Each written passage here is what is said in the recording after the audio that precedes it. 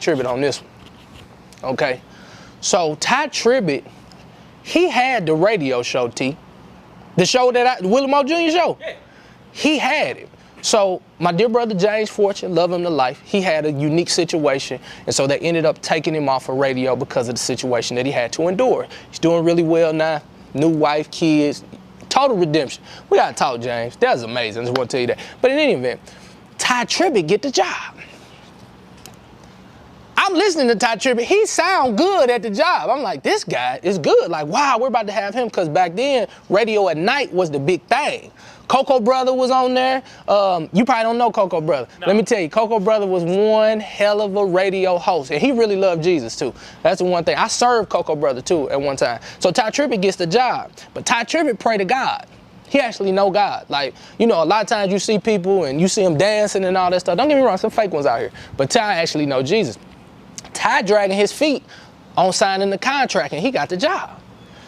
Now the story to me was told that Tye was praying on it. But he prays about it, and they end up taking the deal off the table, or he declined the deal, or what have you, right? So they start doing auditions again. I have been serving Tom Joyner. Notice the word serving. I have been serving Tom Joyner on the Fantastic Voyage cruise. Anytime they need me to do something, I do it. Like, hey, can you shoot this? Can you host it? I'm like, yeah, I'll do it. I'm on the cruise. Like, I'm serving. Come to find out, when the audition came up, I was also serving Dwight Stone. So I'm serving Dwight Stone on this little weekend radio show that he has, but I keep serving. Girl called me and it's like, don't you have a radio show? I was like, no, I don't. Well, yeah, I got this show with Dwight. It's his show. I'm kind of like the comic relief, and then I give a good word at the end. She's like, can you send me a little demo? I was like, sure, Dwight, can you send him a little demo? Sent the demo.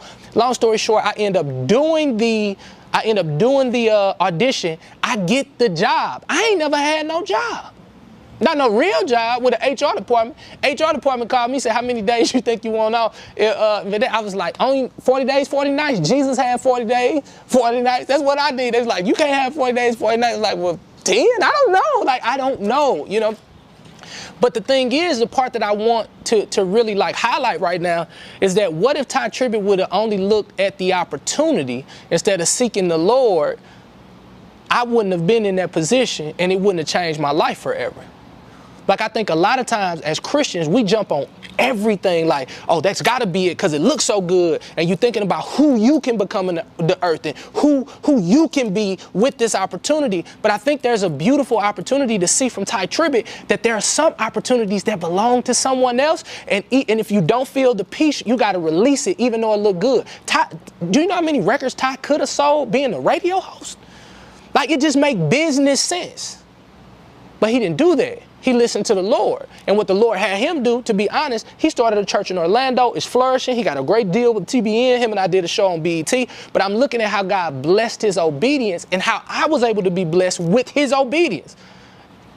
Long story short, Tye Tribbet can't do no wrong in my book. I'm talking about for real. I'm probably going to start paying tithes to his church just on GP. Praise God. And maybe there's a Tye Tribbet in you that can say no to a situation because it could possibly belong to someone else. Could you do that? Leave a comment if you think you can do that for your boy. Like, you can overlook something that looked good if you know that God ain't really called you to it. Flat out.